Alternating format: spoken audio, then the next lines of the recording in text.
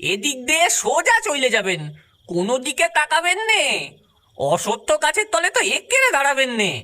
আমি হাঁ করে অন্ধকার গাছপালায় ঘেরা মেঠো পথটা বোঝার চেষ্টা করছিলাম। নেতাইয়ের কথা শুনে অবাক হয়ে বললাম, মানে? নিতাই তড়িঘড়ি উল্টো মুখে ভ্যান ঘুরিয়ে নিয়ে বলল, আর রেত করবেন নে, সিধে চলে যান। আমি উপায় না দেখে সেই মেঠো পথ ধরেই হাঁটতে লাগলাম।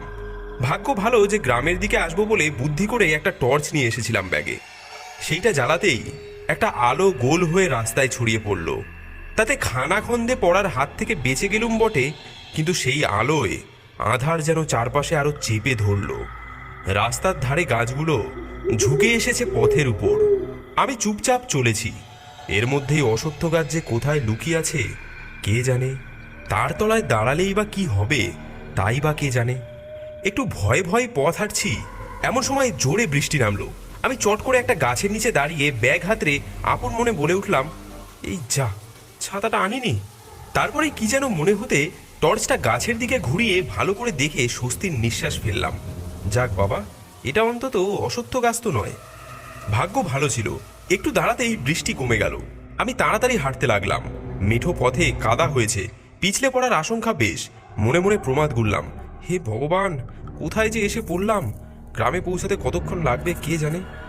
ওমা, সামনে একটা বড় সড়ো বাঁশঝাড় পেরোতেই দেখি একটা বাঁধানো গাছের নিচে বয়স্ক কজন মানুষ বসে বসে হুঁকো টানছেন আর মাথা নাড়ছেন।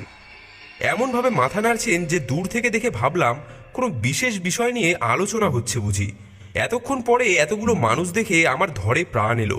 আমি ওদের সামনে গিয়ে পেন নাম ঢুকলাম। নমস্কার মশাইরা, পলাশডাঙ্গা কত দূর একটু বলতে পারেন?